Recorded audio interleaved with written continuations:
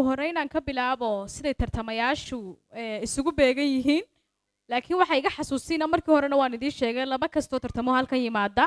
iyaga tartan kama dhexeeyo laakiin si gaar ah ayay 16 tartan uga dhexeeya marka 8 qof oo 16 tartame ee halkan iman doona ka mid ah ayaa noqon doona 8 qof oo ugu sareeya caawa u gudbaya wareegga lixaad wayahay waxaad moodaa tartamayaashii garsoorkiina imika inay isbarteen oo markii hore dee labadii habeenii hore waxay ahayn labadii habeenii suuqeen horeysay imika cabdiraxmaan iyo cabdicasiis waan kala garanaya halkay ka socdaan iyo magacyadooda waxaan ku horeyn doonaa ninka mikrofoonka haysto ah cabdiraxmaan axmed maxamuud oo hargeysa ka socda soo sidaa ma waay cabdiraxmaan waxaad maraysaa intaynu halkan joognay waa tartankii waa qaybtii labaad aad soo gudubto oo qaybtii hore aad kasoo gudbo qaybtii labaad baad maraysaa barajadaada ka waran iyo waxaad filaysay markii hore markastaba guul baan rajeynaya haye ilaa halkee ah ilaa halka ugu dambayso kaalinta koowaad ilaa halka ugu dambayso kaalinta koowaad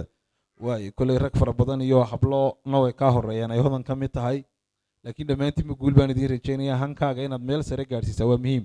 waayo waxaad iigu dhibtaa saaxiibka cabdicasiis horta wallaahi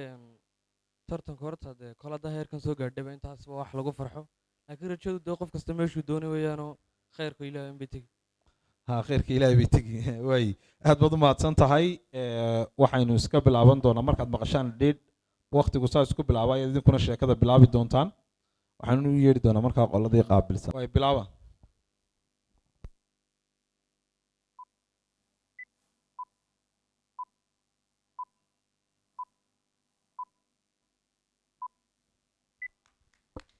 waayo ha loo sacbiyo labadoodaba cabdicasiis iyo cabdiraxmaan wayna arkaynaa baan u malaynayaa soomaalida waxaad tidhahdaa isha macalina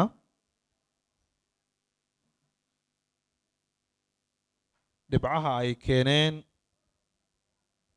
aniga iyo idinkuba isku si baynu u aragnaa waa kuwa ka muuqda shaashadda haddaan ku horeeyo cabdiraxmaan axmed maxamuud oo hargeysa ka tartamaya dhibcihiisii hore kusoo gudbay uu halkan kusoo gaadhay waxay ahaayeen heerka fahamkiisu wuxuu ahaa 50% halka heerka akhriskiisu ahaa 107 erey halkii daqiiqaba caawa laakiin waxa uu keenay fahamkiisii sare u soo kacay ma talow wuxuu sameeyey ku celcelin badan oo tababar badan buu soo qaatay ma sheekadii ka fudud kolley isaga insha Allah ka jawaabi doona imika heerka fahamkiisu waa 50% halka xawaaraha akhriskiisu yahay 287 erey halkii daqiiqaba loo sacbiyo markan waxaan u gudbi doonaa cabdicasiis axmed daa'uud heerka fahamkiisu markii hore wuxuu ahaa 67 ama 67 halka xawaaraha akhriskiisu ahaa 206 marka imika laakiin xaggan sida idinka muuqata heerka fahamkiisa ayaa tegay 64 halka xawaaraha akhriskiisu sare u kacay waxaan doonayaa in idinla soo dhaweysaan oo aynu madashan ugu yeedhno in ay yimaadaan labada qof isku lambarka sita oo caawa tartanka ku wada jira waxa weeye Khalid Maxamed Saleebaan oo magaalada Burco ka socda Khalid sacab aynu ku soo dhaweyno soo dhawaada Khalid sidoo kale waxaan soo dhaweyn doonaa mar labaad Khalid kale oo isaguna ka socda magaalada Boorama waa Khalid Cabdalla Saalax isagana sacab aan ku soo dhaweyno labada Khalidba Khalidyadan u yeedhi doonaa si tartankooda markaasi ay u guda galaan insha Allah inta faraha badan leh tafaasiisha macluumaadka meesha ay ka socdaan 36 si fiican baynu haynaa dhammaantood waxaanu si toos ah markaa ugu bilaabi doonaa tartanka si aan waqtigan uga faa'iideyno iyagana hawshooda ay ugu diyaar garoobaan waayahay diyaar baa Khalid soo ma labadiina waad bilaabi doontaan insha Allah mobilkeeda hor yaala marka daqiiqada la idin bilaabay dhidha maqashaan bay toos u gali doontaan akhriska kadib marka aad akhriska ka gudubtaan wixii tafaasiil isugu iman doonaa waanad bilaabi kartaan bilowda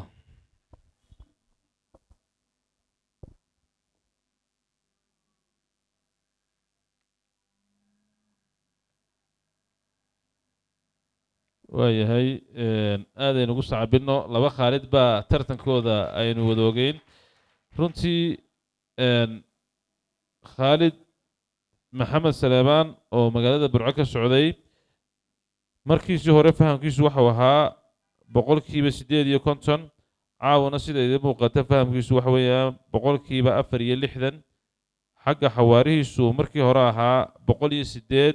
caawa waxa weeyaan 165 taa macnaheedu korodh iyo dadaal fiican buu sameeyey marka loo eego rikoorkii uu habeenkii hore kusoo baxay waynu u hambaliyeynaynaa adhow in ogaan doonaa natiijada ka gaadhay boorama waxaa ka socday khaalid cabdalla saalax khaalid akhriskii fahamkiisii hore oo gruubka markii hore kusoo gudbay wuxuu ahaa boqolkiiba 77 caawana waxa weeye boqolkiiba 64 sida idin muuqata halka akhriskiisu ahaa boqolkiiba halku ahaa 195 caawa waxa uu keenay 235 xawaare fiican buu sameeyey xagga akhriska isagana labadiinaba aad baan idigu hambalyeynaya aad baa umahadsantihiin kooxda kale inuu gudbi doona aada lagu saacabiyo waayahay mar kale aan u yeedho burciyo laascaanood waa mubaarak sacad mataan iyo hodan cumar jaamac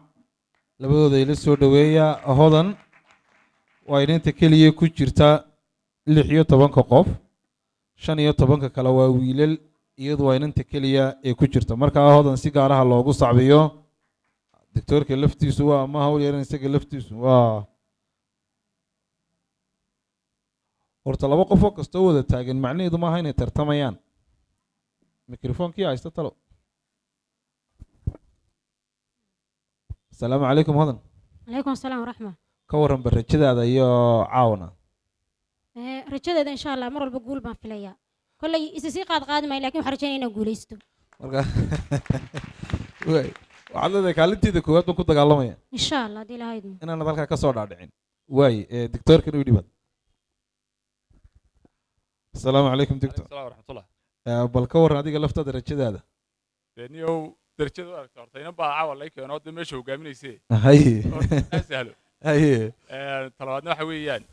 وعشو ده حق ده بيكون معاني ده عوا حق هورا ليك أنا لبرد ده بندون يسمن يريم ملاهي ناكل دعوة waa gar لكن إلهي من لك عشان إن شاء الله أدي له كريم waata ilaahay baan la kaashanayna aad baad umahadsan tahay kolley laba kastoo soo wada istaaga tartanka ma dhexeeyo si guud baa u wada tartamaysaan aad baad umahadsan tahay waxaan filaya inaynu diyaar nahay dhidha u horeysa markaad maqashaan bilaaba waa bilaabi kartaan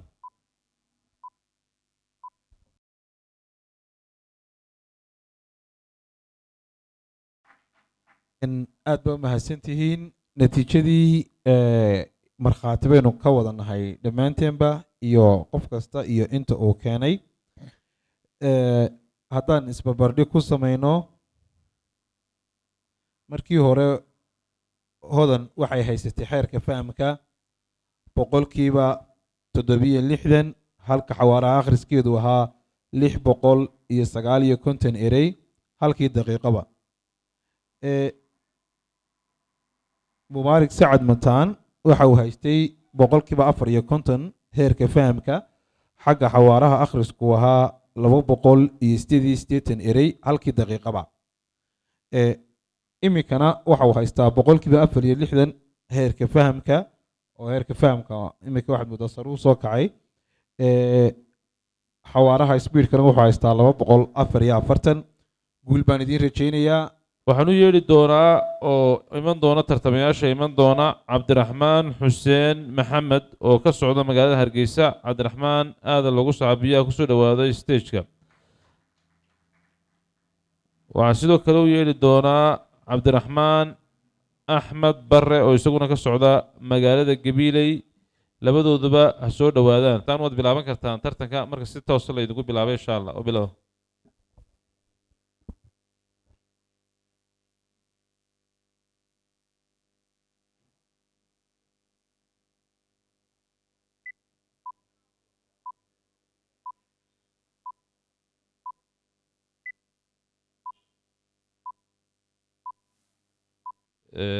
rag adag baa sida idiin muuqata halkan soo istaagay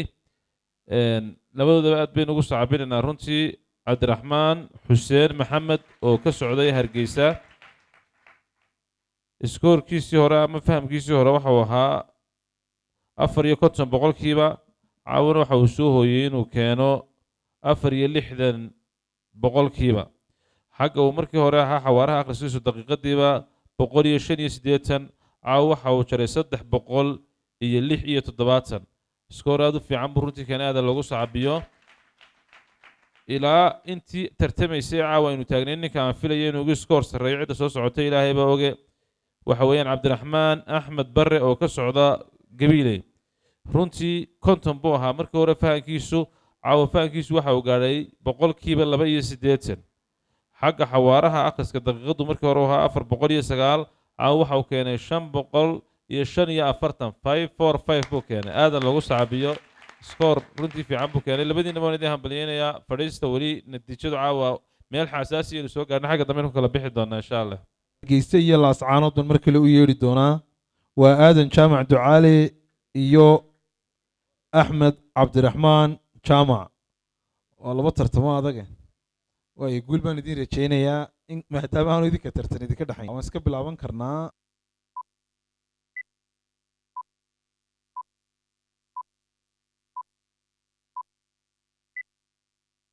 بربران كور يا تلوم سلاس عانود waxaan u yeeli doonaa yuusuf iidle yuusuf oo ka socda magaalada laascaanood ee xarunta gobolka markaasi sool magaalooyin baynu eegaynaa gobollo looma eegay laascaanood buu ka socdaa aynu aada ugu sacabina yuusuf iidle yuusuf oo aynu soo dhoweyno cilmi boodhari baan u yeeli doonaa isagana haddii alla yidhaahdo berbere ka socda cilmi maxamed ibraahim cilmina aada loogu sacabiyo aynu soo dhoweyno cilmi dhammaantiinba waxaan rajaynayaa waad ogaateen sheekooyinku dee falaaqayn ma leh oo cid kalea sugaysa laakiin sheekooyin taariikh bay isugu jiraan cilmi bay isugu jiraan jacayl bay isugu jiraan wax walba isugu jiraan sheekada soo baxaysa markay idiin bilaabanta aad ogaan doontaan waan bilaabi doonaa bismi illah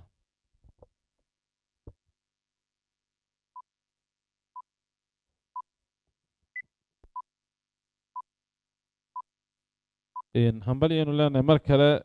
cilmi iyo yuusufba aada loogu sacabiyo aad baan ugu hambalyaynaya runtii caawa tartanka waxaad moodaa in aada laisugu dhowdhow yahay marka lasoo taagaba 4 iyo 4 iyo 82 ay faanka iskoorka caawa la haysto waxaa adkaan doontaa dhowta natiijooyinka lagu kala bixi doono oo raggu waa isgurayaan runtii markaynu eegno aan ku horeeyo berbera cilmi maxamed ibraahim waxa uu markaasi iskoorkiisii hore uu kaga soo gudbay 22 hore uu ahaa inuu fahamkiisu ahaa 42% waxa uu ahaa ninkii ugu nasiibka badnaa wareegii hore ee la soo gudbay oo aad la isugu soo dhawaaday caawa waxa uu muujiyay dadaal runtii aad u fara badan heer fahamkiisu waxa weeyaan 82% xagga xawaarihiisu yahay 260 aada loogu sacabiyo runtii dadaal muuqda ayuu keenay oo aragti fiican haddaynu eegno yuusuf iidle yuusuf aad bu isaguna runtii u fiicnaa oo iskoorka markii hore uu haystay wuxuu ahaa boqolkiiba faankiisu wuxuu ahaa 75 boqolkiiba caawuna waa kaa keenay boqolkiiba 82 aad buu runtii u kordhiyey isaguna oo dadaal fiican buu sameeyey boqolkiiba 285 xawaarihiisu ahaa 273 caawu keenay aad baan labadiina ugu hambalyeynayaa aad baa mahadsantihiin sac baan kusii sabootina insha allah dadaal fiican bay sameeyeen ayahay gebagabadii baan kusii dhawaaneynaa labada tartame ee lambarka 7 ku tartamaya ayaan u yeedhi doonaa labaduba waa isku magaalo markaad dhidha maqashaan saacadda ayaad idinkuna bilaabi doontaan insha allah haddii la idhaahdo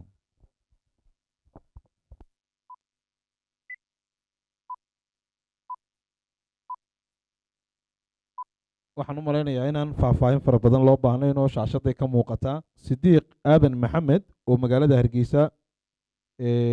ka tartamayey waxa uu ahaa heerka fahamkiisu markii hore 450 halka imika uu yahay 460 halkaa koru kac baa ka muuqda xagga fahamka sidoo kale xawaaraha akhriskiisa markii hore wuxuu akhriyi karayey halkii daqiiqaba 264 erey halka imika uu akhriyi karo 326 erey ha loo sacbiyo isbedel baa ka muuqda sidoo kale waa isla hargeysa una kayse aadan ciidle waxa uu markii hore heerka fahamkiisu ahaa 75 imikana waa 550 halka xawaaraha akhriskiisu markii hore uu ahaa 436 imikana waa 355 waa gedgadoonka waayaha uun weli laguma dhawaaqin natiijadii kama dambaysta ahayd dhammaantiin guul baan idiin rajaynaya waad mahadsantihiin waxaynu soo gaadhnay labadii tartame ugu dambeeyey dabcan si fiican bay isku garanayaan waxa weeye cabdirashiid maxamuud cabdi oo ka socda magaalada burco iyo cawaale siciid cali oo ka socda magaalada berbera labadaba sac baan ku soo dhoweyno caawa su-aalahana waan idiga yareynay maadaama meel xasaasi aynu gaadhnay toos umaad u gelaysaan tartankiina insha allah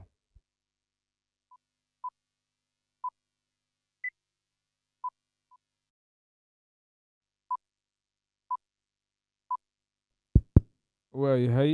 caawa kolley qodan guddidun bay howlu taallaaye waba 64 lix iyo afartan waynu ka siman caawa fahankeena meel baynu wax ka soo wada casheynaan u malaynaa si baynu wax wada fahmayna caawa marka fahankeenu aad isugu wada dhowya xawaarun baa lagu kala tegi doonaa insha allah 28 iyo 64 runtii labadiinaba aad baan idigu mahad celinayaa markaynu eegno cabdirashiid maxamuud cabdi haddaynu eegno iskoorkiisii hore fahamku waxau ahaa boqolkiiba 69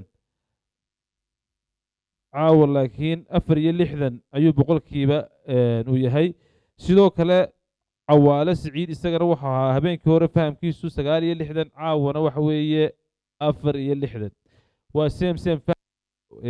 waxaana ku dhisay aad bad labadiinuba habeenkii hore iyo caawa fahamkiisa ka mid ka tihiin waxaad ku kala tagteen waa xawaaraha oo boqolkiiba 350 bay minidka aad akhriyi kartaan iyo 247 labadiinaba aad baan igu sacabinaynaan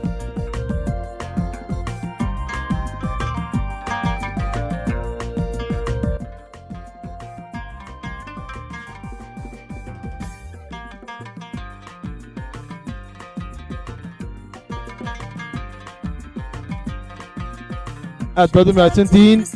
waa habeen dambe iyo 8 tartame iyo idinka laftiinna oo tartamayaala